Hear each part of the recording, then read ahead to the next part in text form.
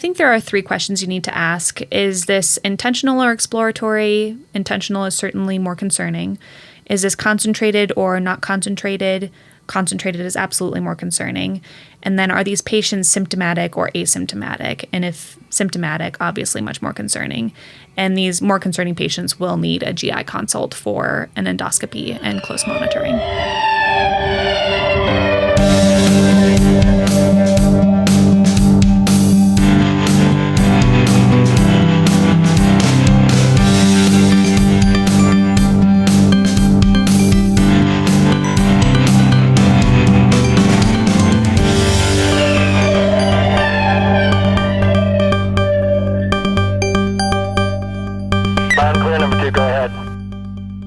Ross, I think you're interviewing the nicest person I've ever met in my life. She was my first ever senior resident on my first ever shift in the ED as an intern, and looking back at how dumb I was, I have no idea how she was so patient with me. I agree with all of that, Matt, especially the part about you being dumb.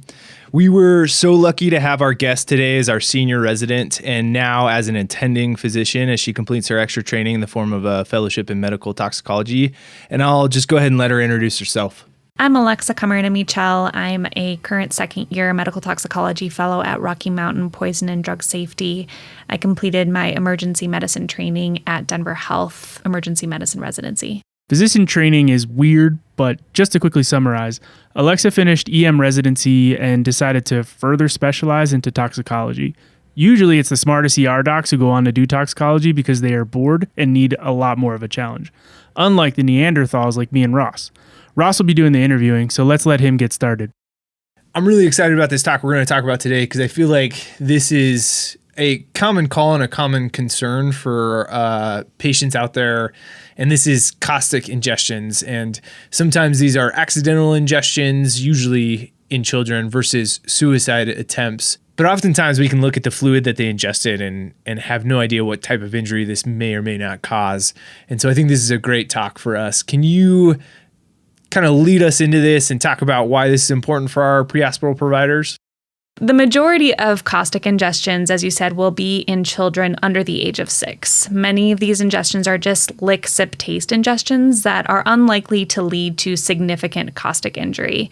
The majority of ingestions requiring treatment will actually be in adults that are attempting suicide. So in this talk, I won't be discussing hydrogen fluoride, also known as HF toxicity, or button battery ingestions. These are unique agents that require a bit more of a nuanced discussion. Button battery and hydrofluoric acid are caustics, and when ingested, they are bad, B-A-D.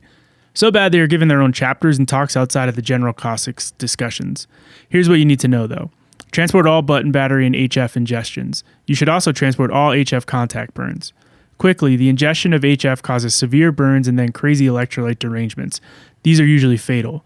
Because of the shape and the poles of button batteries and them being so close together, they can heat up, and that can cause erosion through the wall of the GI organs. The batteries can also just leak out their contents, which will also mess up the GI organs. So when we think about these various caustic agents, how do these ingestions lead to injury? In discussing the pathophysiology of caustics, we need to consider a few things, such as the substance's concentration, the quantity of the substance that was ingested, the pH of the substance, and then another important property to consider is something called the titratable acid or alkaline reserve, also known as the TAR.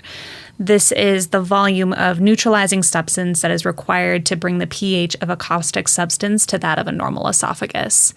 The TAR actually correlates better than pH in predicting esophageal injury. Generally, as the TAR increases, so does the ability to cause tissue damage. Ross, have you ever seen the movie Fight Club? Of course. Do you remember that scene where Brad Pitt burns Edward Norton's hand with the acid or whatever it is, the caustic, if you will, and then makes Ed Norton choose between the water and the vinegar to neutralize the burn? Listen, you can run water over your hand to make it worse, or look at me. Or you can use vinegar to neutralize the burn. Please let me have it, please. First, you have to give up. First, you have to know, not fear, know that someday you're gonna die. You don't know how this feels.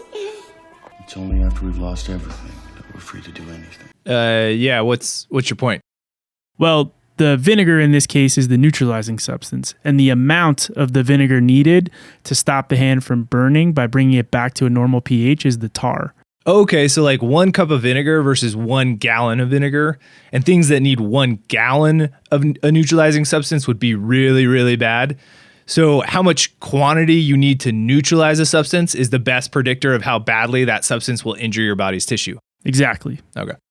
Damage occurs most often in areas of the esophagus where there is delayed passage. This delayed passage occurs at the level of the aortic arch, the left main stem bronchus, and the left atrium due to the compression of these structures on the esophagus.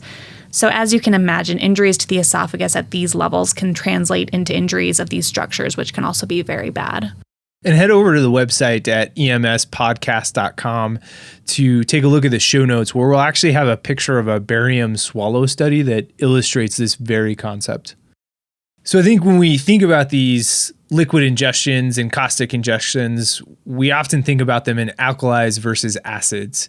Can you start by talking about the mechanism of injury for alkalis? Yeah, alkalis are proton acceptors. The dissociated hydroxide ion penetrates tissues and causes a liquefactive necrosis.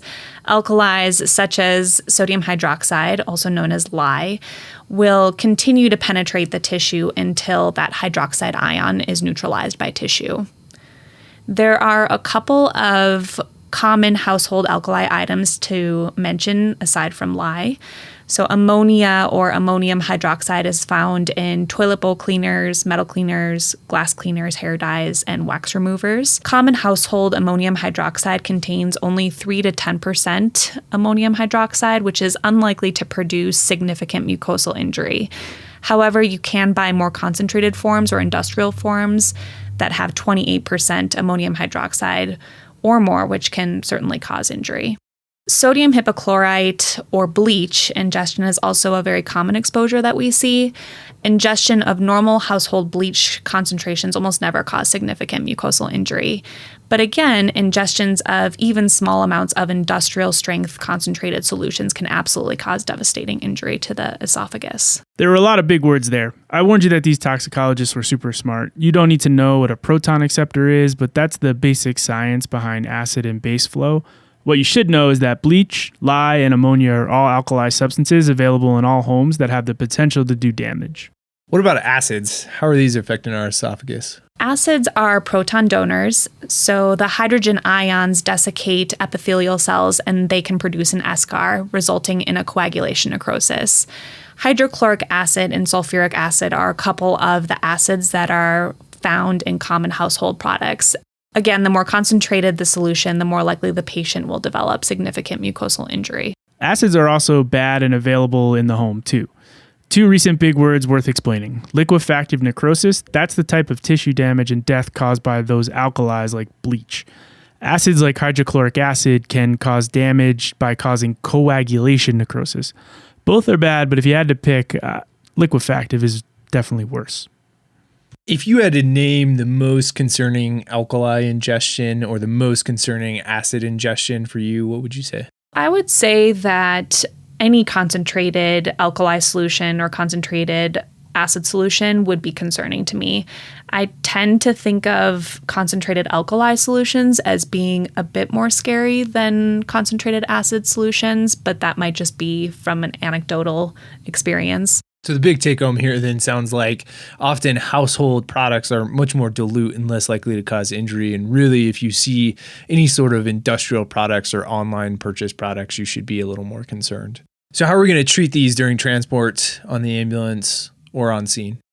In these situations, it is really important to determine the intent of the patient. So remember that intentional overdoses of any of these agents are much more likely to be dangerous just because of the pure quantity and potentially concentration of the solution. Also, it is really important to determine what material was ingested. So if paramedics are able to bring the bottle of the ingested material in, that is extremely helpful to us. You can also look up the ingredients that are within a substance on the safety data sheet online, or you can call the poison center. This is huge. The safety data sheet or the material safety data sheet, sometimes these are abbreviated MSDS or SDS, are so helpful. I had a paramedic bring copies of the MSDS with her to the ER the other day, and I wanted to have her skip medical school and get a spot in our residency program immediately. Yeah, bringing any information you have with you is always extremely helpful. If you can't bring the bottles, it's still super helpful if you take a picture of the bottle's label and ingredients on your phone and bring it with you. Ross, did you know that I was a medic before most phones had cameras and agencies would have to buy digital cameras for each truck? Wow. And again, it's just incredibly important to determine the concentration of the substance if you are able. Great plug for knowing your local poison center's phone number and having that saved in your cell phone beforehand, because they can be a phenomenal resource for any toxicologic ingestion, but specifically caustic injections as you try to figure out the severity of the substance that they ingested. Are there any signs or symptoms that can tip us off or clue us to possible mucosal injury? So looking for signs and symptoms of mucosal injury, such as oral mucosal ulcerations, oropharyngeal swelling, difficulty swallowing, difficulty breathing, chest discomfort, or abdominal pain. Those can be helpful clues. And if we see some of these signs of mucosal injury, how are we going to treat these patients? Treatment is ultimately going to be supportive. And most importantly, we should not try to make these patients vomit. In fact, vomiting is quite bad and it can cause additional injury. These patients should be given antiemetics if they are nauseated and vomiting. As with all patients, certainly assess these patients' ability to maintain their airways is extremely important. I'm going to throw up. I think I'm going to throw up. Don't throw up. The nice dinner that I had, I'm going to throw it up. You're not going to throw up, Dale. You're going to throw up. Come on. I got you threw up. Oh, this is ugly. So during transport on scene, our primary goal as pre-hospital providers are going to be supportive treatment and transport to the hospital. What are we going to do once these patients get to the hospital? So many of these patients are ultimately going to require endoscopy to determine whether or not mucosal injury has taken place. Endoscopy is where the GI specialists put a camera down the throat into the esophagus and look for the injury and how bad it is. Endoscopy should be performed within a 12 to 24-hour period. There are numerous classification systems for esophageal burns, but I often use the following. Based on endoscopic visualization, grade 1 esophageal burns result in hyperemia or edema of the mucosa. Grade 2A esophageal burns result in submucosal lesions, ulcers, exudates that are not circumferential. Grade 2B esophageal burns are submucosal lesions, ulcers, exudates that are near circumferential. And grade 3 esophageal burns are deep ulcers and necrosis into periesophageal tissues. Burns of the esophagus persist for up to 8 weeks, and severe burns, such as our grade 3 burns, often result in esophageal shortening and progressive narrowing of the esophageal lumen. Esophageal stricture forms over weeks to months after the initial insult. And moreover, those who develop severe mucosal injury have a 1,000-fold risk of developing adenocarcinoma of the esophagus. Also, keep in mind that patients with severe mucosal injury with esophageal perforation will often need surgical management. These people can get really sick, and even if they don't look sick to you, they can have badness for up to 2 months out from the time of ingestion. So along these lines, are there any other special ingestions of caustic substances that may have special considerations for injuries outside of just esophageal injuries? That makes me think of hydrogen peroxide. Like other caustic agents, it is more detrimental at higher concentrations. Common household hydrogen peroxide comes in solutions of around 3%, which can cause some mucosal irritation. However, the more concentrated hydrogen peroxide solutions that are also known as food-grade hydrogen peroxide have concentrations of 30 to 40%. In addition to being a caustic agent, concentrated hydrogen peroxide can cause oxygen gas emboli formation. In fact, 1 adult sip of concentrated hydrogen peroxide solution contains 100 mLs of oxygen gas. So as you can imagine, gas emboli can wreak a lot of havoc and can cause tissue ischemia from vascular occlusion. Wow, that's fascinating.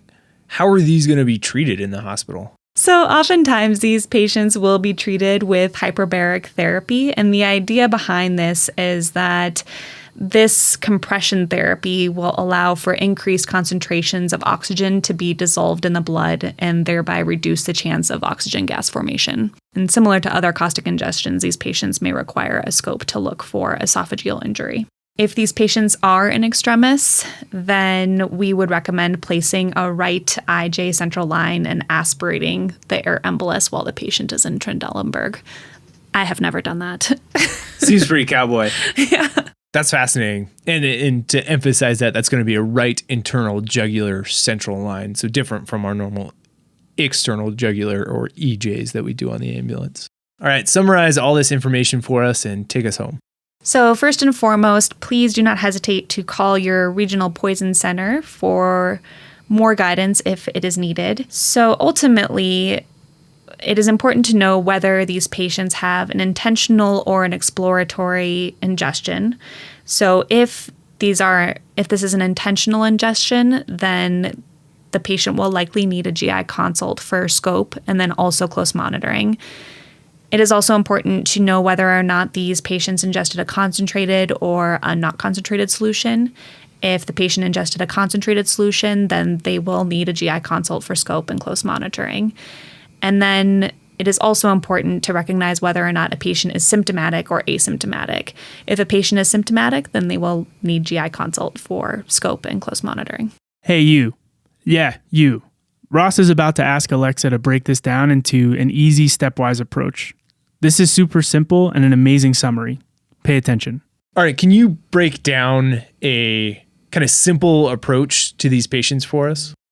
Yeah, I think there are 3 questions you need to ask. Is this intentional or exploratory? Intentional is certainly more concerning. Is this concentrated or not concentrated? Concentrated is absolutely more concerning. And then are these patients symptomatic or asymptomatic? And if symptomatic, obviously much more concerning. And these more concerning patients will need a GI consult for an endoscopy and close monitoring.